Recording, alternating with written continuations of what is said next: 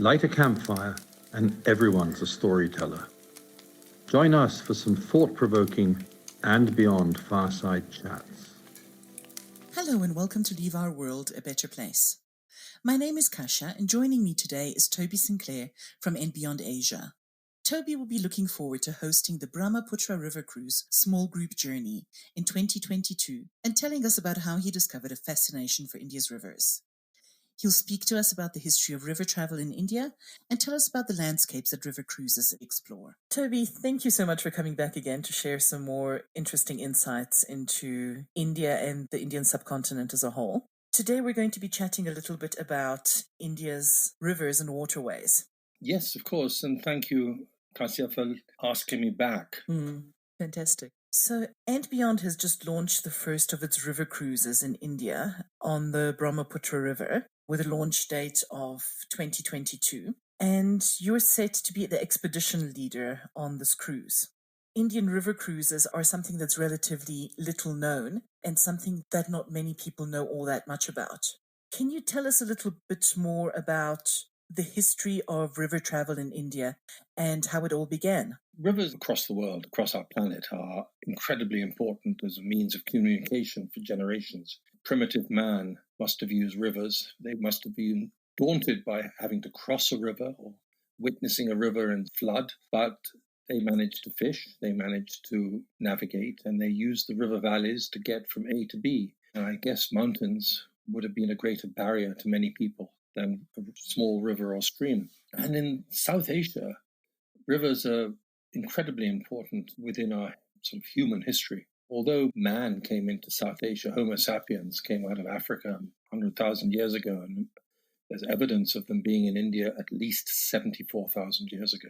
The oldest civilizations in India are river valleys. The Harappan civilization, which was first discovered in the Indus, which is today in Pakistan, is between 4 to 5,500 years ago. Cotton was being grown in the Indus Valley 5,000 years ago. Rice was being grown in the Ganges Valley 6 to 7,000 years ago, one of the earliest places on our earth. So rivers are vital to man's development and the spread of cultures and the spread of people across the planet. And then going forward, in terms of history, rivers were used. The Mughals, who were the last of the great Muslim rulers of northern India, had fleets of ships on rivers such as the Ganges, linking cities like Delhi and Agra, the great Mughal centers, with Bengal to the east.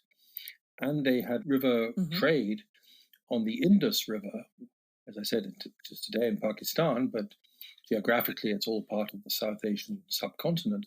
I read recently a figure of up to 10,000 boats linked the mouths of the Indus with Punjab and a couple of places on the river where goods were transferred to camels and then taken to Agra, Ajmer, and Delhi.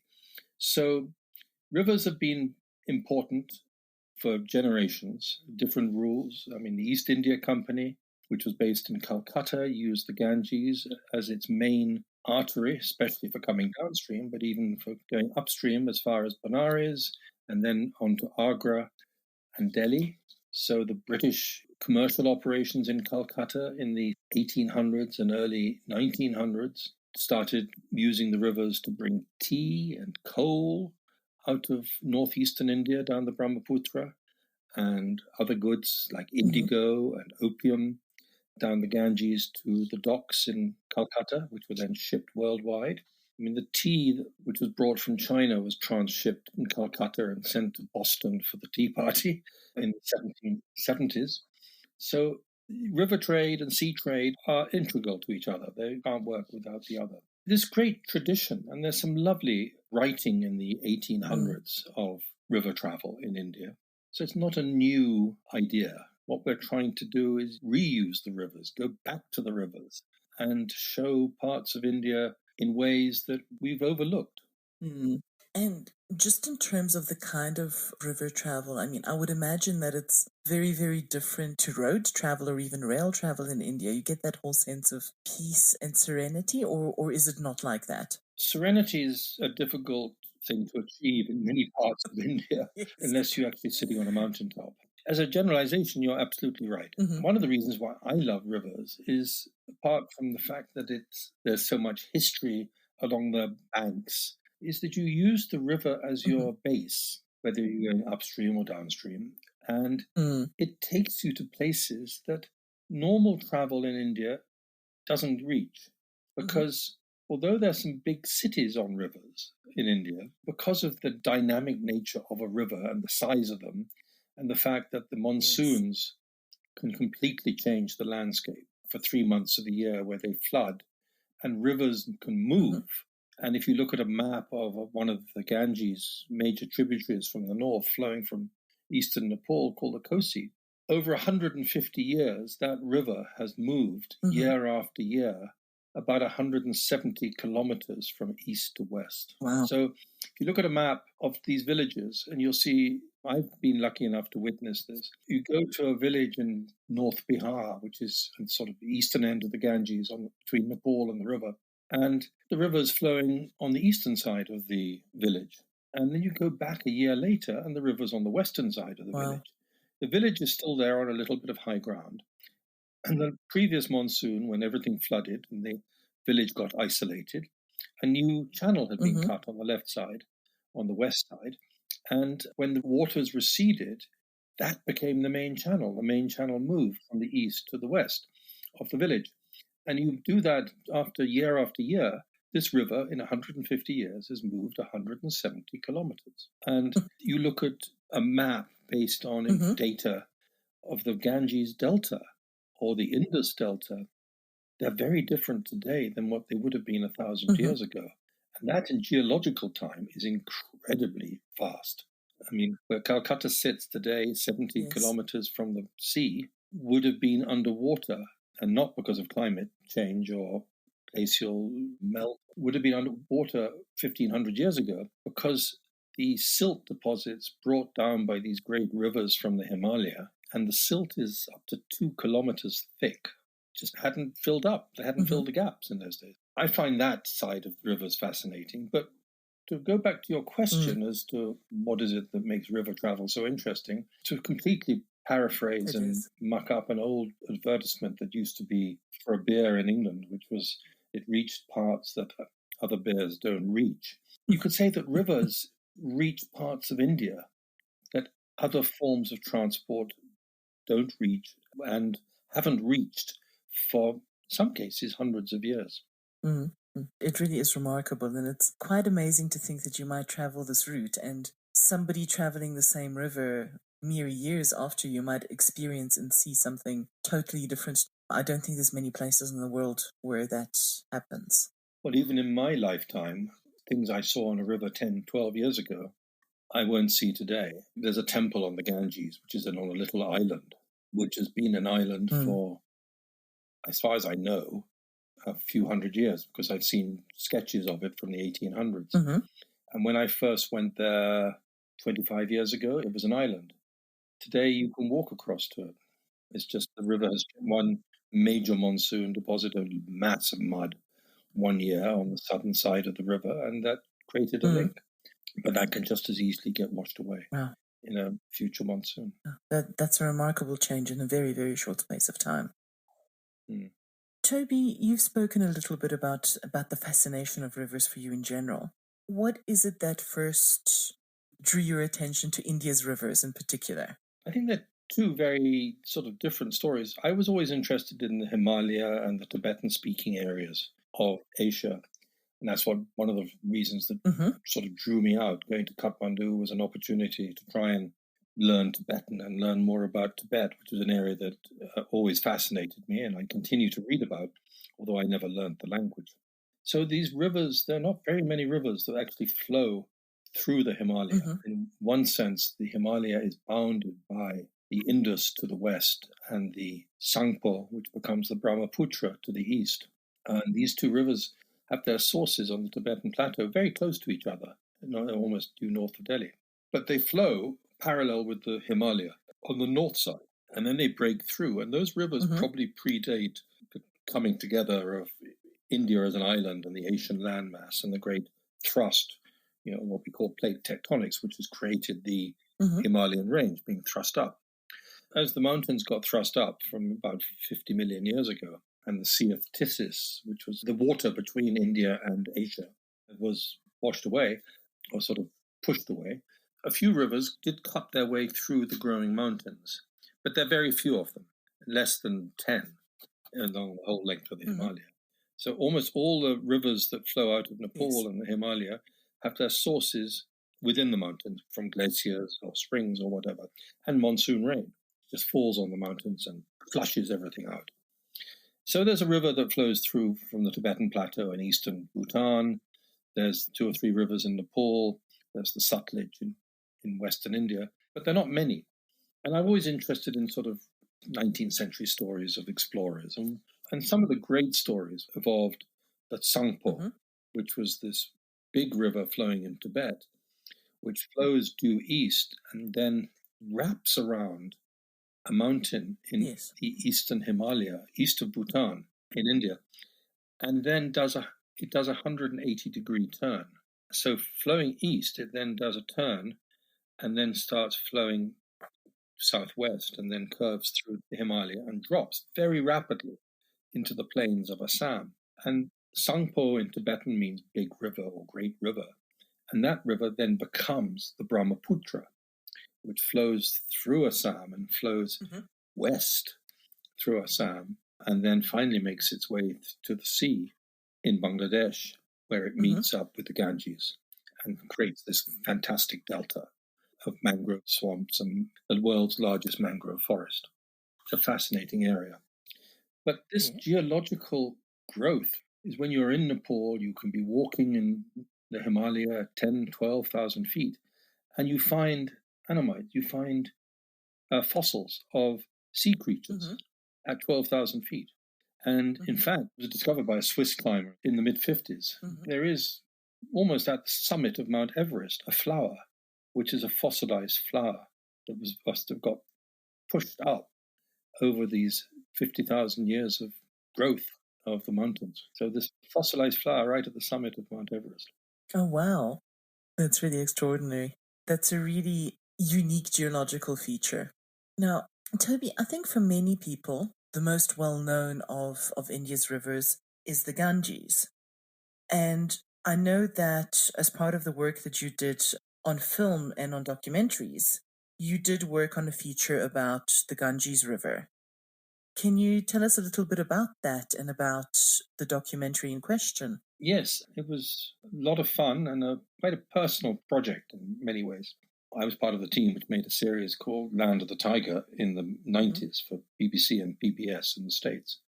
And when that was over, the producer sort of thought, well, what else can we do in India? And I suggested the Ganges, and we talked about it, and he put in a proposal, and nothing happened. About 10 years later, so this is about 2005, I was in the BBC offices in Bristol, and one of the top characters came up to me and said, oh, by the way, Toby, good to see you in the office. We're thinking of doing a film about the Ganges. So I said, well, that's interesting. We put in an application some years ago and you rejected it, sort of pulling his leg slightly.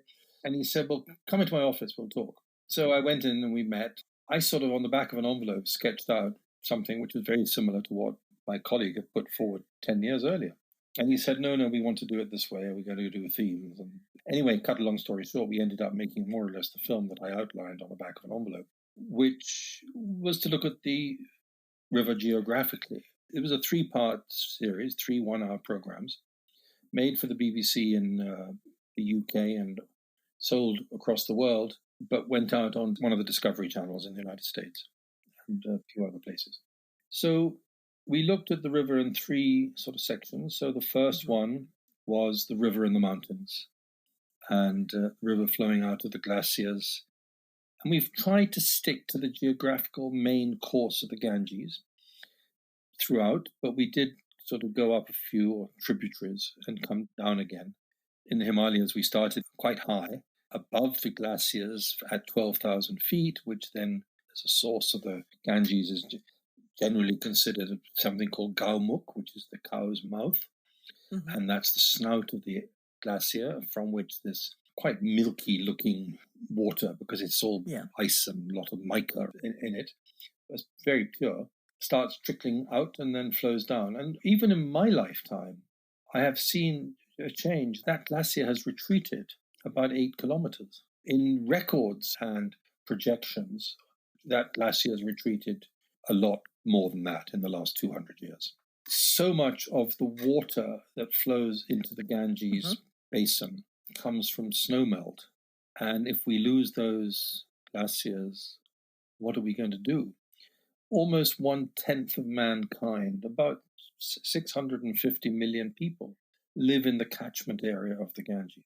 Bear in mind, that's a large chunk of northern India, and Bangladesh is included in that statistic, and parts of Nepal. So with climate change, river flows are going to change, and that's going to change agriculture for a very large number of people. The film looked at the mountains, the forests, the animals, the birds within it was predominantly natural history, but we also looked at the culture. So the people who live in these areas, the faiths, I mean, the source of the Ganges in the mountains is tied up with Hindu mythology and the very basis of Indian faith. The Ganges is a river that gave a people a religion. Hinduism without the Ganges wouldn't be Hinduism. It's vital to understanding India. The first program took us through the mountains, down through all the rough water, lovely white water rafting areas, and then the river leaves the Himalaya. It's a place called Rishikesh. And then there's a sort of bit of forest area, and I always sort of consider it enters the plains at another town called Haridwar, which is about 20 kilometers further downstream from Rishikesh. So we ended the first program there. The second program looked at the plains, the peoples over the many centuries, the agriculture, the continuing flooding, the laying down of hundreds of meters, and in some cases, I said, 2 kilometers worth of alluvial silt, which is really just mud washed year after year from the Himalaya. And that creates this wonderful richness in the Great Plains of the Ganges. So the Harappan civilization sites going back 4,000 years. There's, as I said earlier, very early records of rice cultivation in the Ganges, not connected with the Harappan civilization necessarily. You had early Hindu kingdoms, you had the influx of Islam after the 800s, and then the Muslim sultanates, and later the Mughal Empire controlling the whole area.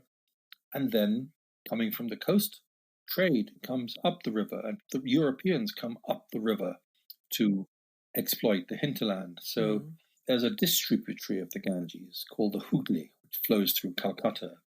1,000 years ago, it was the main course of the river, but that has changed.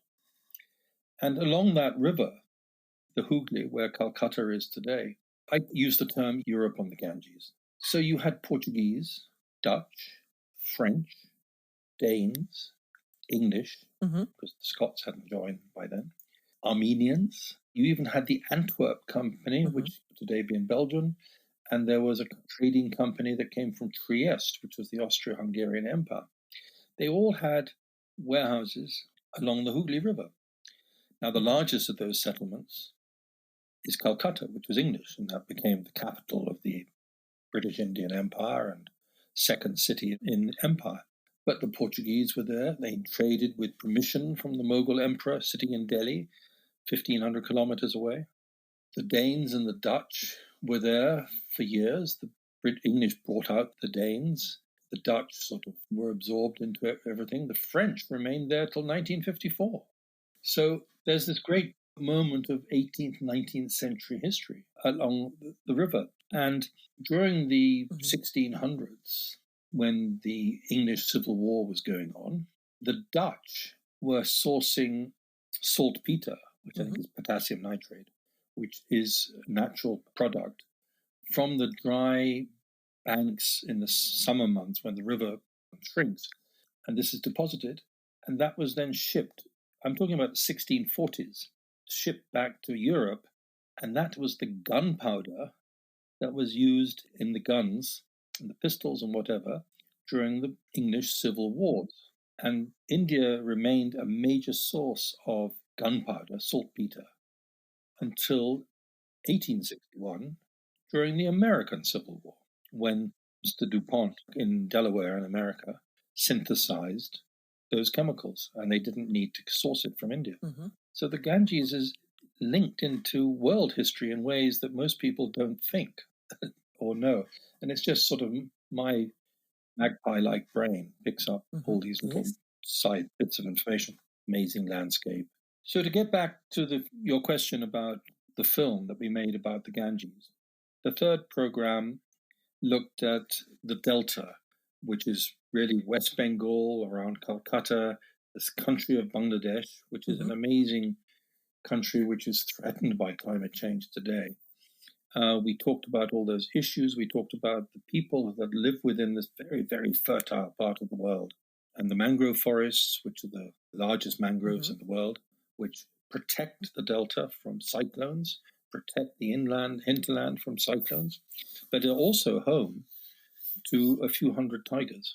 And so there's wonderful wildlife in this watery landscape shared with man.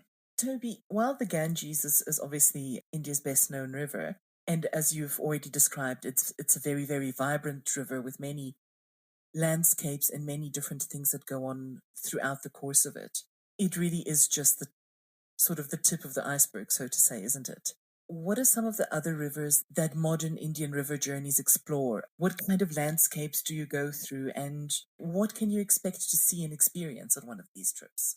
In contemporary India today, we work with 2 or 3 operators, and we run our own trips on the Brahmaputra. The Ganges has river cruises, anything between sort of 3 or 4 days to 7 days, and it covers different sections of the river. So you can go from Calcutta down into the Sundarbans, which is a sort of 4-day trip. You can go from Calcutta north to join the main river, where the Hooghly River joins the Ganges. As I said, the Hooghly is a distributary, so it's when the river starts breaking up.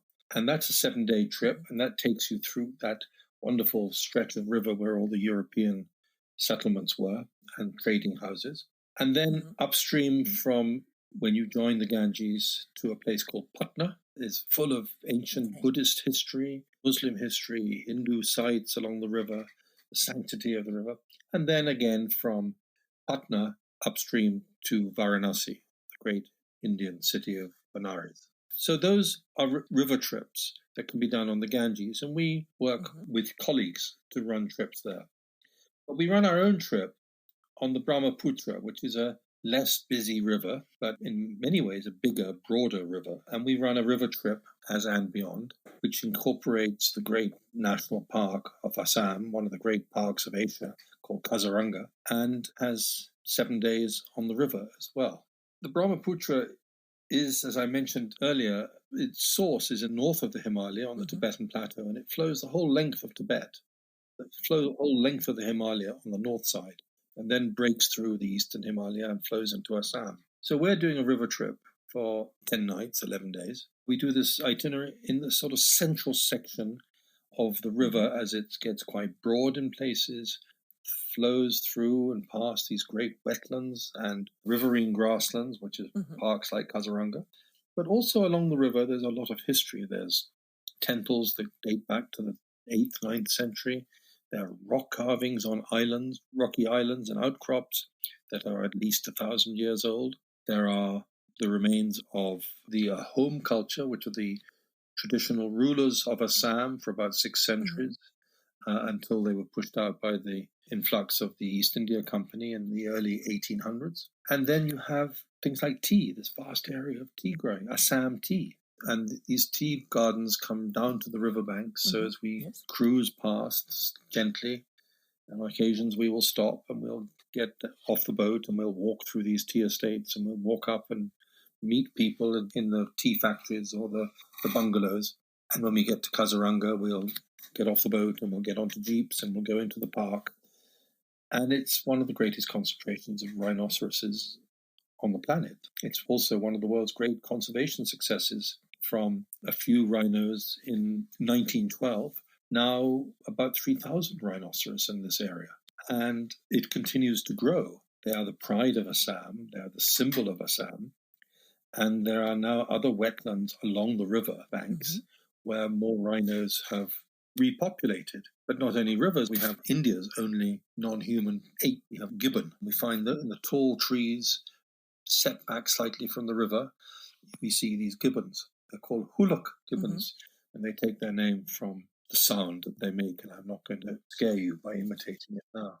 But the river gives life to Kaziranga. The river will flood every year and flood the park during the monsoon, and it will resuscitate the park. It will rejuvenate the park. It fills these small lakes and ponds, which are known as beels, with water from the river as the river breaks the banks and floods the area. And with the water comes fish from the river and crustaceans from the river, and the whole thing's alive. And as the river recedes, the waters recede in early October, they leave this amazing landscape where you have a grass that is up to 12 to 13 feet tall. Within that grass, you have what some people refer to as the sort of Ngorongoro of Asia, because you have rhinoceros in large numbers, you have Asiatic wild buffalo, you have swamp deer, which are a big deer that is only found in this Kaziranga grasslands, and magnificent animals, also known as Barasingha, because they have 12 tines to their antlers. And you have tigers. It's one of the highest concentrations of tigers in India, in the world. But they're not easy to see. I have to qualify that statement, because the grass is very tall. And of course you have elephants. But the tigers there, not only are they in quite high concentration, but they're also physically large tigers, because they predate on rhino calves or elephant calves or these deer or buffaloes. It's a really extraordinary natural area, and it's really not something that very many people consider when they think about travel in India, is that safari element. No, Kaziranga is a gem of a place. It is incredibly rich and fertile. I mean, I've gone onto a watchtower on the edge of one of these big grassy wetland areas in Kaziranga and put up my spotting scope, and on many occasions, I've seen more than 50 rhinos from a single spot. That's incredible. Those of us who are aware of rhino issues and rhino conservation in other parts of the world, India's incredibly lucky and fortunate. Somehow it got it right. I mean, there are threats. There are threats from the water. There are threats from poachers. Yeah. And the commercial demand for rhinos are the same in Asia as they are in India. In fact, the market is really Asia, it's sort of China, Hong Kong, wherever. And of course, Yemen used to be for the rhino horns. But Kaziranga, it's worked. And there are 2 or 3 other places in Assam where the rhino is revered and protected by all levels of society. That's wonderful to hear.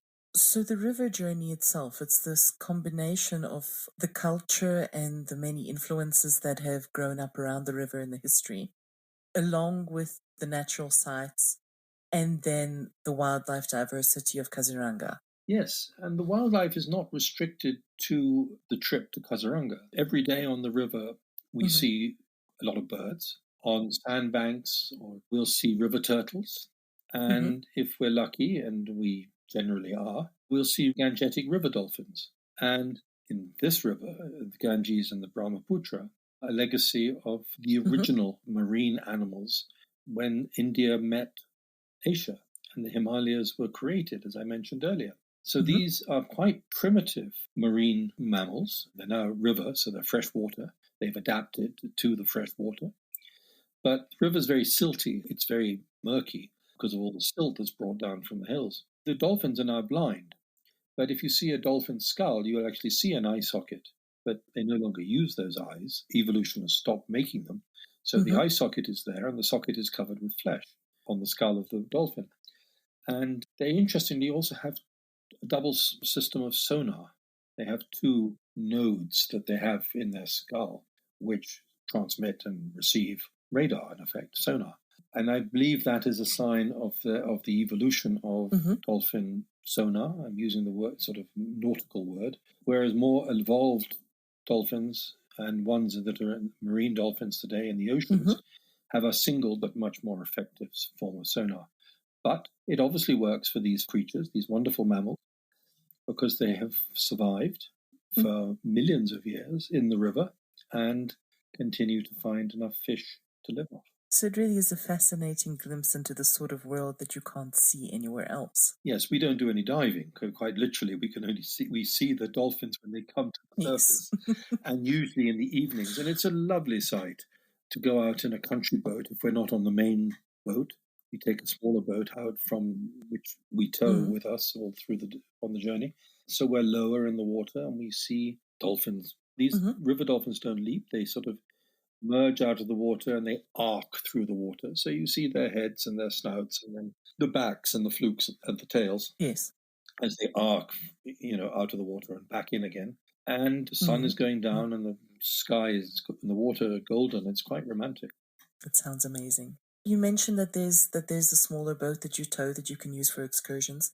What would a typical day on a river cruise like that look like? One of the joys of cruises, it doesn't matter whether it's a boat or a river cruise or out in the ocean, is that you don't have to repack your bags every day as you move from one place to another. You can get on the boat, hang up your clothes, and you use the same facilities. It is your home for 5, 6, 10, 12 days, or even longer in some areas. And we have people who link different itineraries together. Quite often, we might cruise for an hour or two in the morning from where we moored overnight in order to get to a place. So during that time, everyone sort of gets up, has breakfast, does yoga on the top deck if anyone would like it. People sit out there and read. People watch birds. Kazarunga alone has almost 500 birds. Along the river, you see a lot of terns and gulls and birds of prey as well.